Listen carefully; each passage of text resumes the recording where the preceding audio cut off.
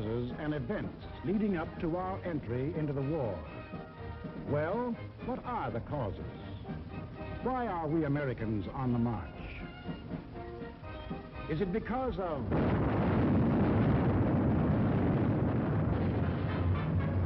Pearl Harbor? Is that why we are fighting? Or is it because of Britain?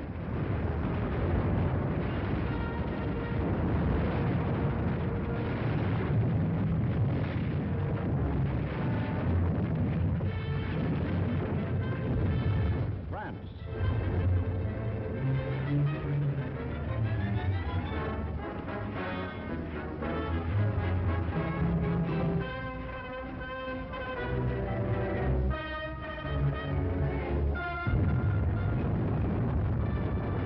China?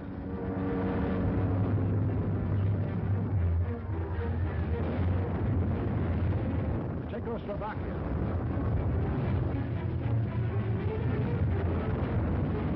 Norway?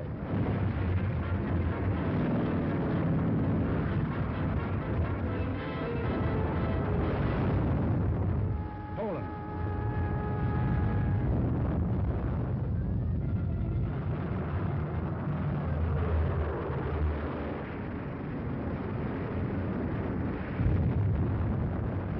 Holland? Greece?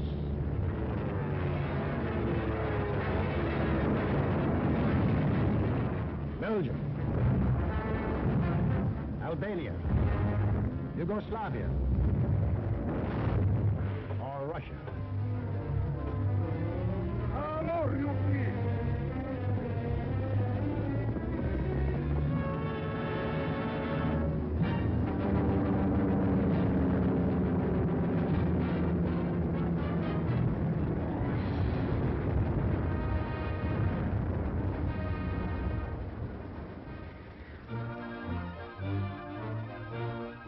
Just what was it made us change our way of living overnight? What turned our resources, our machines, our whole nation into one vast arsenal, producing more and more weapons of war instead of the old materials of peace?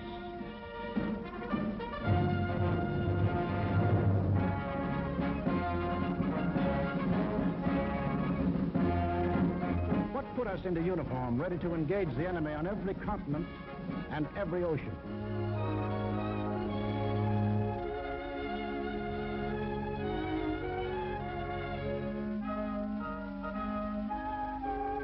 What are these two worlds of which Mr. Wallace spoke? The free and the slave. Let's take the free world first. Our world. How did it become free? Only through a long and unceasing struggle inspired by men of vision. Moses, Muhammad, Confucius,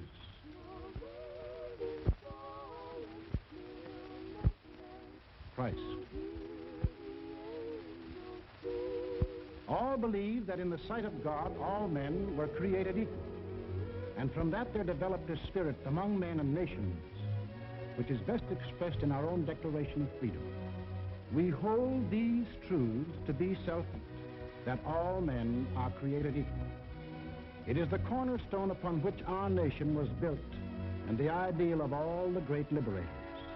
Washington, Jefferson, Garibaldi, Lafayette, Kosciuszko, Bolivar, Lincoln. Lighthouses, lighting up a dark and foggy world. The government of the people, by the people, for the people, shall not perish from the earth. Fighting, living, dying. For what? For freedom. That for which men have fought since time began. To be free.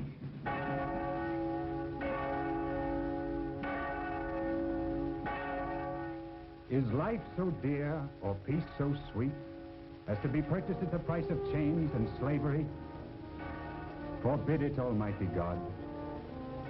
I know not what course others may take, but as for me, Give me liberty, or give me death. But what of this other world? Here, men insisted that progress lay in killing freedom.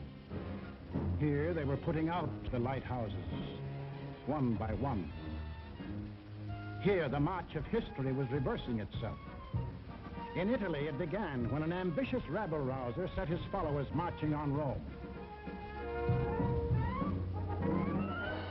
The country, like every other country after the last war, was torn by political unrest, hard times, unemployment. Two courses were available to the Italian people. They could solve their problems in a free, democratic way, or they could let someone else do the solving for them. They made the tragic mistake of choosing the second course. They put their trust and faith in this one man. They believed he represented them. Actually, he planned to betray them for the selfish interests of himself and the group back of him, just as he had earlier betrayed those who first supported him. In Germany, another and even more forceful demagogue set his followers marching from the Munich beer hall. He too had the sinister opportunity to take advantage of post-war chaos.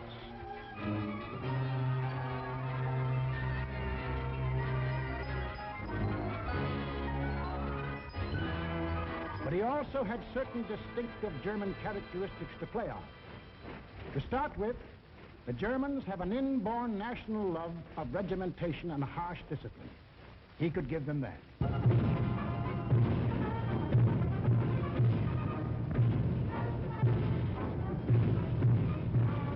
The German army, and through them the people, had never acknowledged German defeat in the last war and were anxious for revenge. That too he promised them. The wealthy and powerful industrialists were fearful of losing any of their wealth and power and were ready to back anyone who would retain it for them. He promised to take care of them too. This man cunningly played all these ends against the middle and ruthlessly set out to murder the newborn German Republic.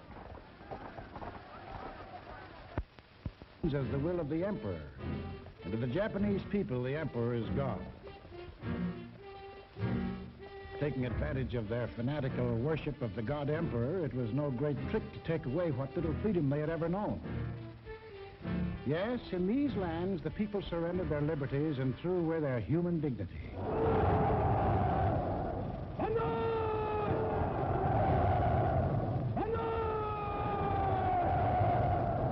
They gave up their rights as individual human beings.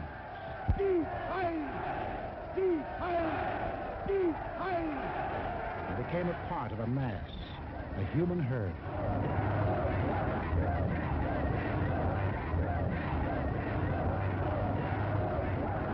Although these countries were far apart and different in custom and in language, the same poison made them much alike.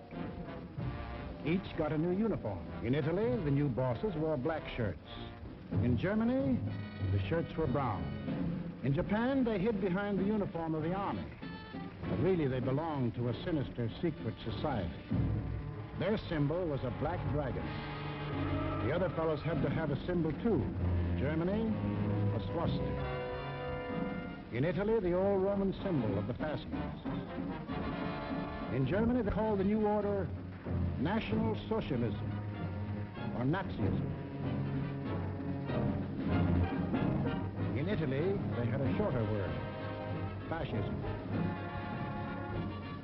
In Japan, they had lots of names for it. The new era of enlightenment, the new order in Asia, the co-prosperity sphere. But no matter how you slice it, it was just plain old-fashioned militaristic imperialism. The Japs would get the prosperity, and the others would get the coal. They say trouble always comes in threes. Take a good close look at this trio. Remember these faces. Remember them well. If you ever meet them, don't hesitate. Eine wahrhaftige Weltanschauungspartei sein. Und zweitens, Sie wollten, Herr... Stop thinking and follow me, cried Hitler. I will make you masters of the world. And the people answered, Heil! Heil!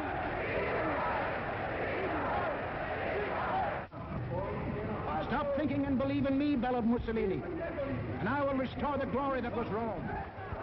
And the people answered, Duce, Duce.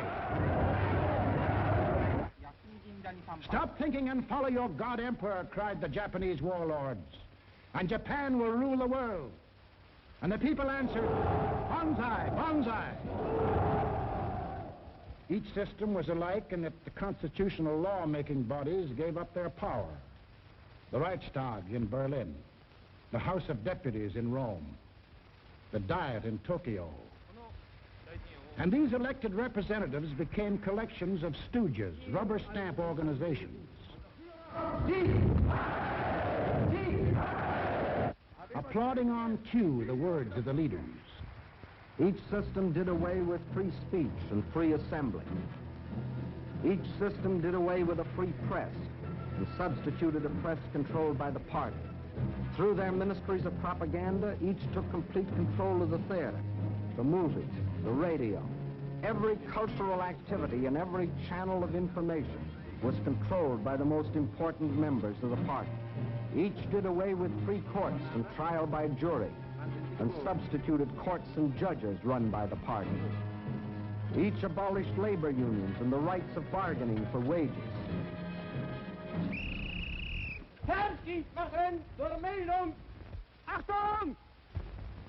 Abteilung 6, 310 mit 13114 beim Grabenbau. Danke. Heilser! Heilser! Lassen Sie weiterarbeiten. Weiterarbeiten! And under the pretext of patriotism established a system of forced labor. Each enforced its decrees by an army of secret police who held the power of life and death over every individual. And for the few who still believed in freedom and said so, there was a ready answer.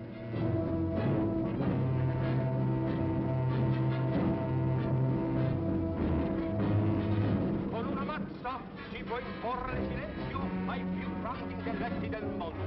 The greatest intellect in the world can be silenced with this. That is an exact translation of the words these black shirts cheer so lustily. Ich sage nur so viel, wenn ich das Wort Kultur höre, dann greife ich schon nach meinem Revolver. Whenever I hear anyone mention the word culture, the first thing I do is reach for my gun. Yes, they had the answer. The blackjack and the gun.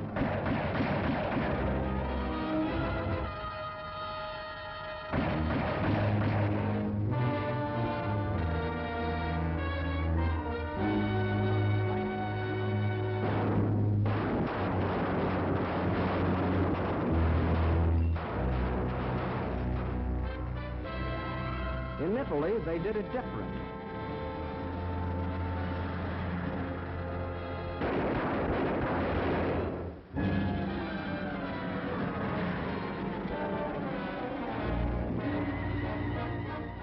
While in Japan,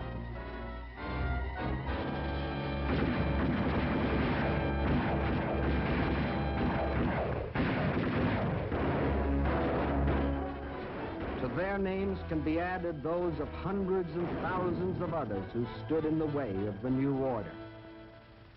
Finally, there is only one obstacle left.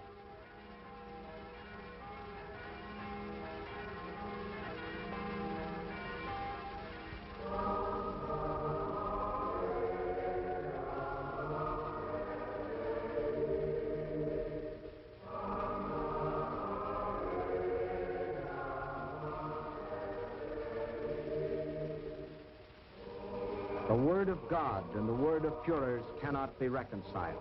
Then God must go.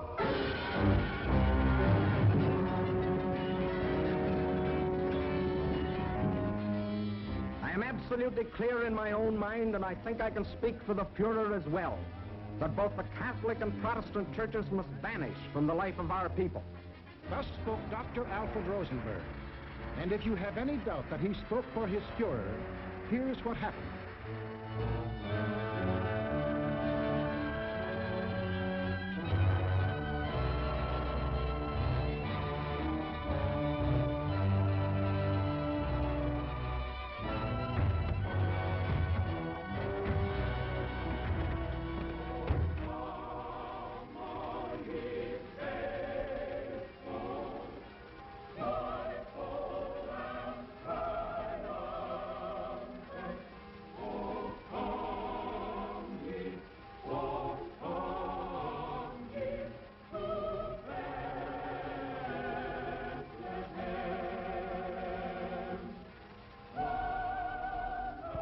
thousands of other men of God, Protestant, Catholic, Jewish, were persecuted, arrested, confined in concentration camps.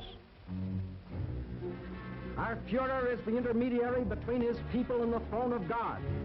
Everything the Führer utters is religion in the highest sense. It is only on one or two exceptional points that Christ and Hitler stand comparison, for Hitler is far too big a man to be compared with one so petty.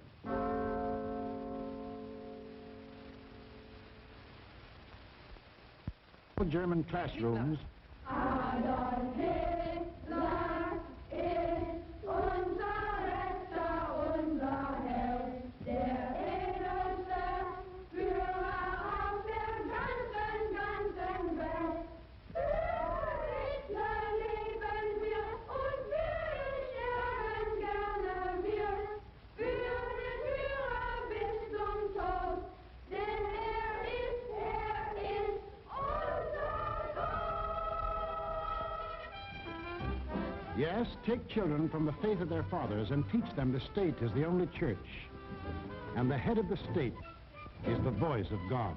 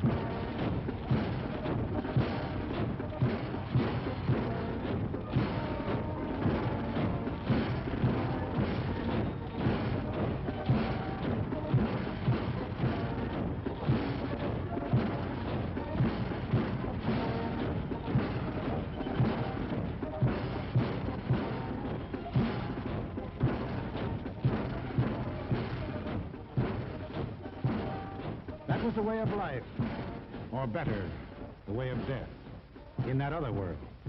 Now, what of our world, the democratic world? What did we want? What did we do about it? First of all, we wanted peace and security. And to prove our sincerity, in 1921, we initiated the Washington Disarmament Conference. This resulted in two vitally important treaties. One, to reduce the size of the British, Japanese, French, Italian, and American fleets. And the other, the Nine-Power Treaty, which guaranteed the integrity of China. And incidentally, one of the powers signing this was Japan. Later on, in 1929, we signed the Kellogg-Briand Pact, which was supposed to abolish war as a means of settling international disputes. This pact was signed by 47 nations, including Germany and Japan. President, I have the honor of handing you the London Naval Treaty. Faithful to our treaty obligations,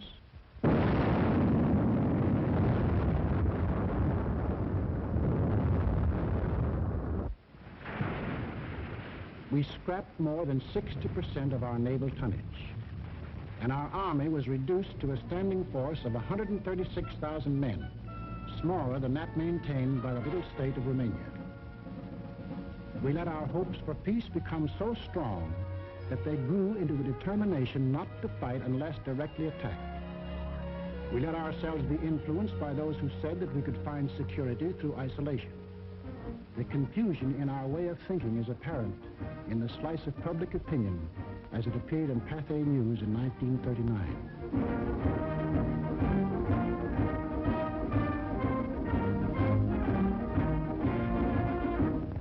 Another war, not for me. This time America should keep out, and I know I will. If war breaks out in Europe, I think that this country should heed the advice of its first president and avoid all foreign entanglements. I haven't the slightest idea of European affairs. In the event of war in Europe, I think we should stay out of it entirely. And all our efforts should be made to keep out of the fight. Let Europe fight her own battles. They mean nothing to us. We should mind our own business. By all means, no. Yes, fight. No. No. Yes. If my country calls, yes. No. We simply did not want to understand that our individual and national problems were, and always will be, dependent upon the problems of the whole world. And we had individual and national problems to worry about, plenty of them, just as Germany, Italy, and Japan had. But we faced them in a democratic way. We passed laws to give working men a chance to improve their lot. We established an insurance program for those without jobs. We began to give old folks protection against want and hunger. We organized the CCC to provide our young men with healthy and useful employment. A federal works program came into being and changed the face of our nation with new roads, bridges, schools.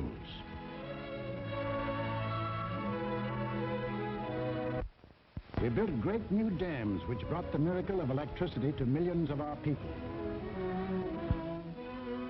These were some of our accomplishments, but there were others not so creditable.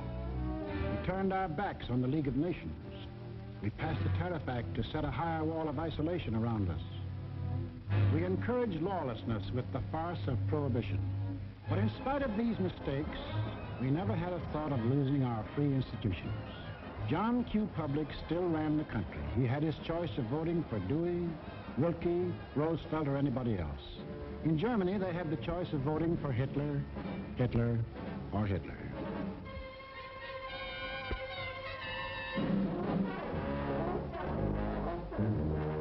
Over here, John Q. still read what he pleased. And although he heard of books being burned in other countries, he would have laughed if anyone had told him his books would ever be burned.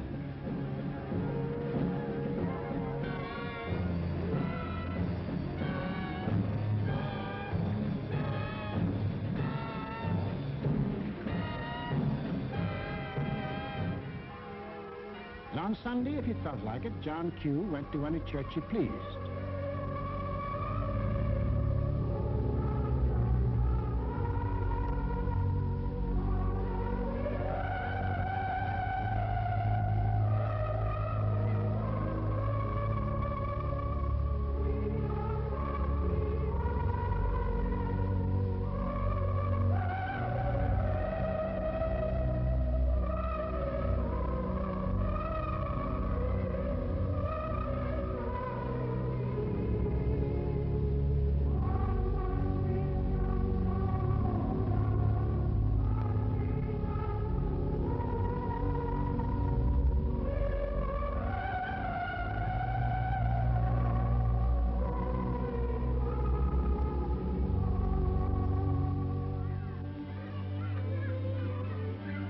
most of all, he got a kick out of seeing his kids grow up.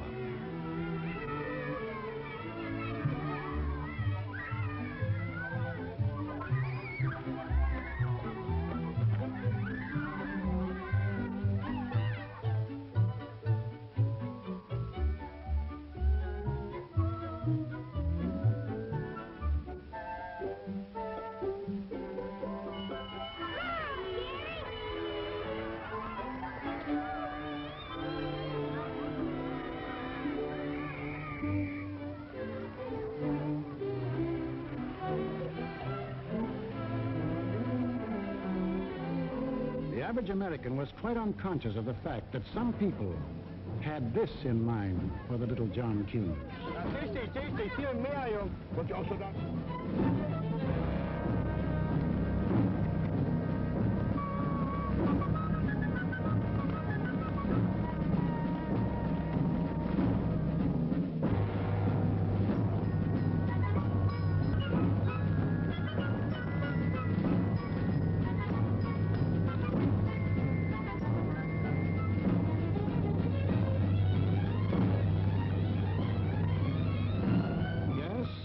Children were being trained to kill, John Q's kids were giving their pennies to help them have life.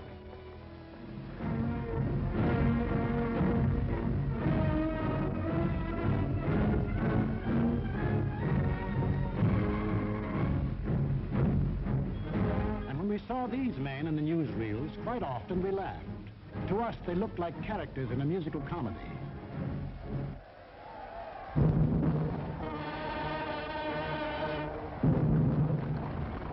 They weren't comic. They weren't funny. They were deadly serious. They were out for world conquest. And what made it doubly serious was that there were 70 million Japanese, 45 million Italians, and 80 million Germans, all hopped up with the same idea. Deutsches Volk hilft dir selbst. Jeder soll helfen. Their leaders told them that they were supermen, Herrenvolk, the Nazis called it. The master race, destined to rule all other peoples on Earth. Take a good look at these humorless men. These were to be the rulers of the ruling race.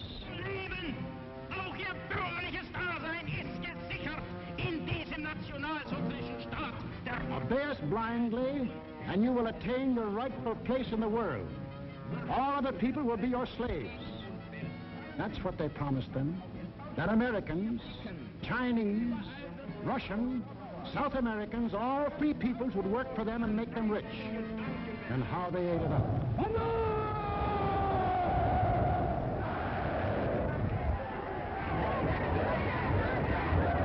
We shall restore the glory that was Rome. Today we rule Germany. Tomorrow the world. The Pacific is ours. It was inevitable that these countries should gang up on us. The little fellow is our pal, Kurosu, who smiled his way into our hearts in December 1941. Here he and his friends are busy carving up the world in advance, staking out their claims. Take a good look at these claims. Here was the Italy that Mussolini took over in 1922. And almost his first act was to tell the Italians they were the rightful owners of Corsica, Nice, Savoia, Albania, Tunisia, Ethiopia, and a land corridor linking it with Libya. Later on, he had an even bigger dream. The old Roman Empire as it existed nearly 2,000 years ago, to dominate all the lands adjoining the Mediterranean. Mare Nostrum. Our sea, they called it, just as the ancient Romans did. As for the Japanese, they had some ambitions, too. By 1920, they had grabbed off Formosa, Korea, and the southern half of the island of Sakhalin. Then Baron Gishi Tanaka, the prime minister, carefully set down Japanese aims in a document called the Tanaka Memorial. It was presented to the Emperor July 25th, 1927.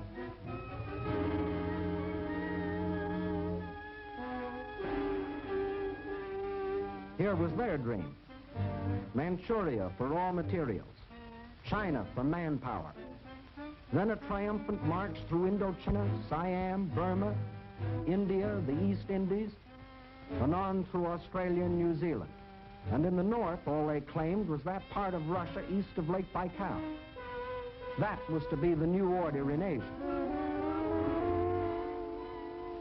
Then the Japs would move eastward to crush the United States and really start their co-prosperity sphere. Now take a look at the fight the Nazis reserved for themselves. Here's the Germany Hitler walked into, and here's what he wanted. First, Europe under his complete political or economic control, leaving Mussolini a share of the loot if he behaved himself. Then the drive to the east, through the rich oil lands of Iran and Iraq, into India. Another push south through Africa. Then from Dakar, jump off to meet the honorary Aryans who were to move in on South America through the Pacific. At the same time, start across from the Scandinavian countries to hook up with his buck-toothed pals coming over from Siberia to join in the conquest of the United States. There it is, gents. All they left us was Shangri-La. And they'd claim that, too, if they knew where it was. If they had a chance, listen.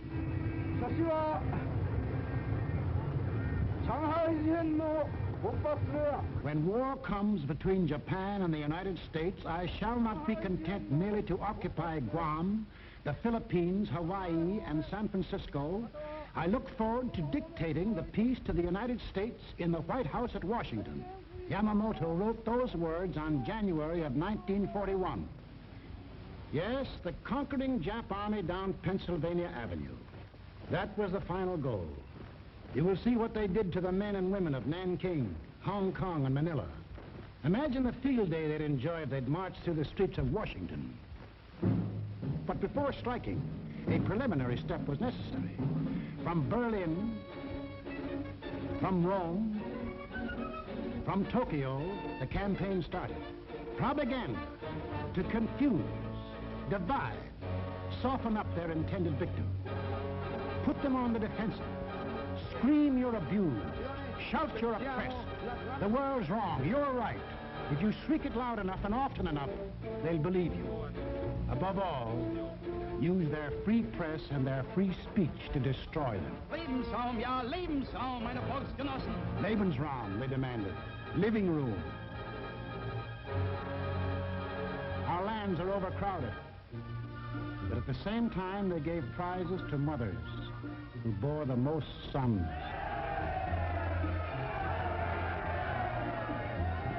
They brought together large groups of young men and young girls for human breeding. Read what one of their leaders wrote.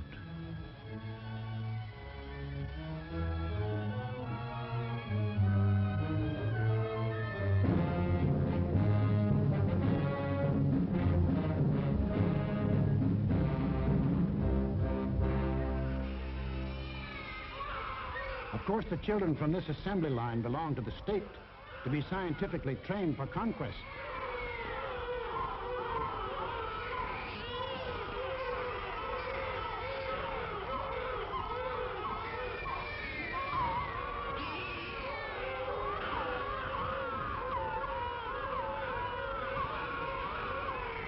Another howl was the lack of raw material. They claimed they were the have-nots and we were the haves.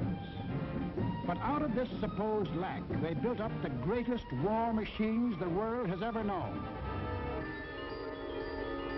These are the published figures from the German military budget. Actually, between 1933 and 1939, Hitler's program of rearmament cost more than $80 billion. The Nazis alone assembled a striking force of 30 panzer divisions, 70 motorized divisions, 140 infantry divisions, plus the Luftwaffe, the world's largest air force. And they had no raw materials. Think of the bread, the automobiles, the good things of life that the German, Italian, Japanese leaders might have given their people if they had spent this money for peace instead of war. You know what billions we are now spending to match their military force? No. No, these arguments were all smokescreens. When war came, the democracies proved to be the have-nots, and our enemies the haves. And when war came, where did it come?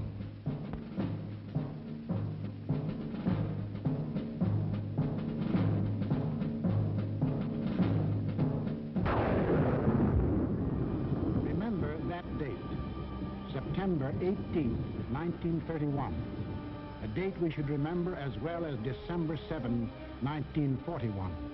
For on that date, in 1931, the war we are now fighting began. The place was Manchuria, the northernmost province of China, 6,000 miles from San Francisco. Manchuria, the first objective in the Tanaka Plan. By September 18th, the Japanese, who by treaty patrolled the southern Manchurian Railway, had secretly and illegally increased their garrisons. On the Korean-Manchurian border, an entire Japanese army was assembled, conveniently equipped for a winter campaign. All they needed was an excuse. They made their own.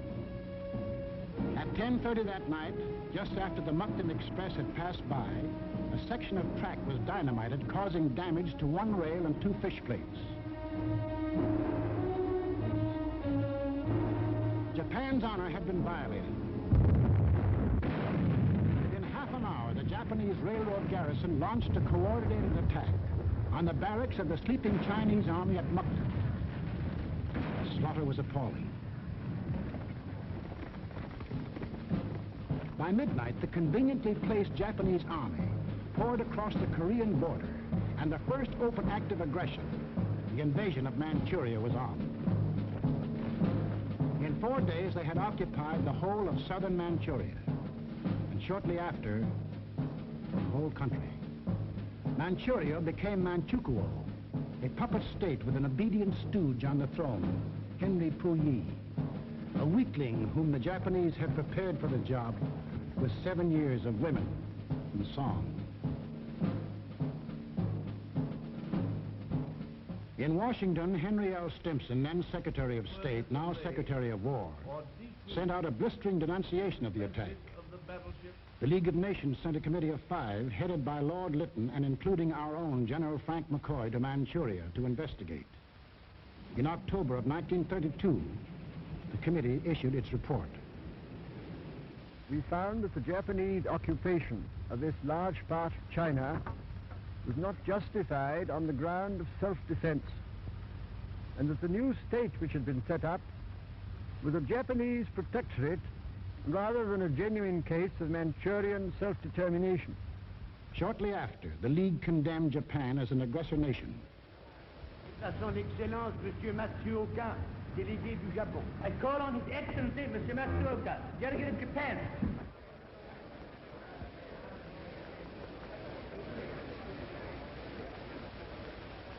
It is a matter of common knowledge that Japan's policy is fundamentally inspired by a genuine desire to guarantee peace in the Far East and to contribute to the maintenance of peace throughout the world.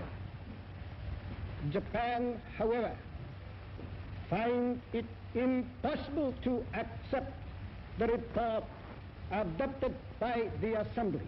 In answer, the Japanese delegates, knowing there were no guns behind this condemnation, smiled, took up their briefcases, marched out of the League. More than Manchuria was dead.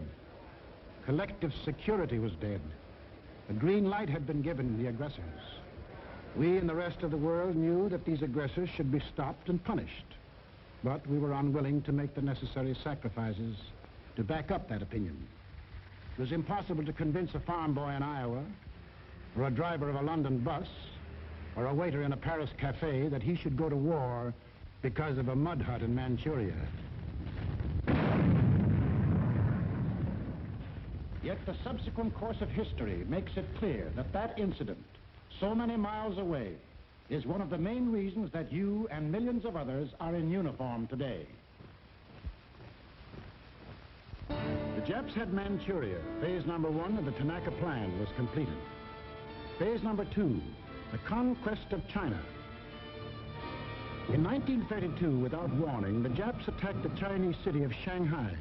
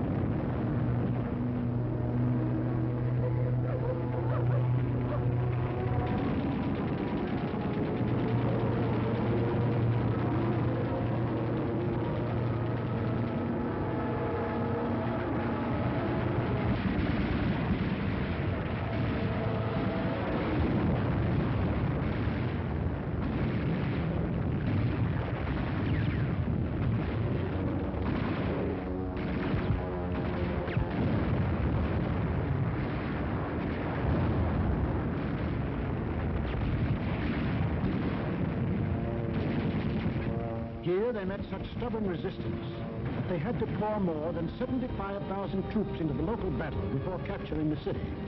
This resistance made them decide to shift their campaign to the north, and in 1933 they added the province of Yehol to Manchuria. Yes, the Japs launched the second phase of the Tanaka Plan, but they had yet to finish it. A united nation stands against them. Under the inspired leadership of General Chiang Kai-shek, the Chinese people fought and still fight on. Meantime, what of Japan's partners? What helpless people were they planning to bomb, slaughter, drive into slavery? Hitler was not yet ready, but Mussolini was. Mussolini had to be. His people were growing restless. Fascism hadn't produced the heaven on earth that he had promised them. So he pulled the old trick of launching a foreign war to divert attention from troubles at home. So Mussolini beat his chest like Tarzan and looked around for a worthy foe. He found one, Ethiopia. A good country for the beginning of a glorious empire. Its army had no machine guns. Its army had no tanks. Its army did have an air force. Exactly one old airplane. One airplane against a nation which had developed a new theory of total air war. Of the blitz which would wipe out cities, destroy civilians, men, woman, and child. In October of 1935, following the Japanese example, an incident was provoked at the little settlement of Wall near the border of Ethiopia and Italian Somaliland. Italy's honor had been violated. Refusing any arbitration, Mussolini moved the whole might of his army through the Suez Canal to overrun the undefended country. Ethiopia's emperor, Haile Selassie, appeared before the League of Nations.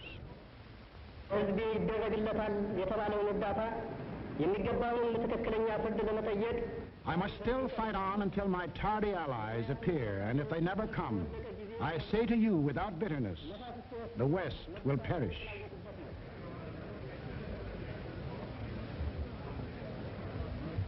Members of the League half-heartedly stopped trading with Italy, but refused the only thing that will stop any aggressor: force. Ethiopia was left to herself. Native leaders came to pledge their allegiance.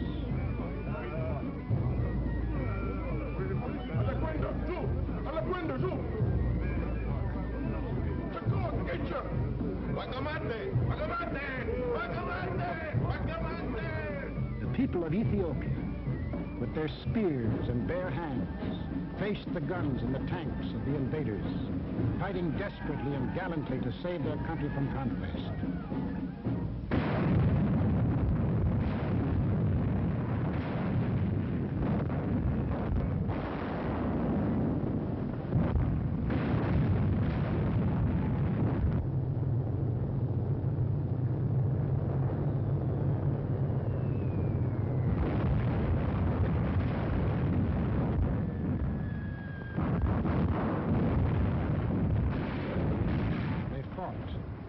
And they died. But in the end, there could be but one result. Might triumphed. Italy conquered Ethiopia. Many of our elected leaders warned us of danger. Without a declaration of war and without warning or justification of any kind, civilians, including vast numbers of women and children, are being ruthlessly murdered with bombs from the air. But we were still hypnotized by the fact that two broad oceans stood between us and the rest of the world. We didn't realize that the time when months were needed to span these oceans was ended, that the steamship had cut these months to days, and that now the whole Earth's surface could be covered in the space of hours. Yes, we were a nation that wanted peace. But we hadn't yet learned that peace for us depends on peace for all. Nobody would run the risk of war because of some mud huts and barren plains in Ethiopia, any more than we would run the risk for some similar huts and plains in Manchuria. Correctly interpreting our attitude, the aggressors were all the surer that they could get what they wanted. Japan had started on her march of conquest. Italy had begun her new empire. And now the third gangster. What about him? We'll take him up in our next film and show how he joined his partners and put in his bid. For this is what we are fighting. Freedom's oldest enemy. The passion of the few to rule the many. This isn't just a war. This is the free people's life and death struggle against those who would put them back into slavery. The free peoples of America and Britain, of Russia and China, of Canada, Australia, and all the 30 United Nations that have sworn that man shall still remain free. That is the cause in which we fight. We lose it, and we lose everything. Our homes, the jobs we want to go back to, the books we read, the very food we eat, the hopes we have for our kids, the kids themselves. They won't be ours anymore. That's what's at stake. It's us or them. The chips are down. Two worlds stand against each other. One must die, one must live. 170 years of freedom decrees our answer.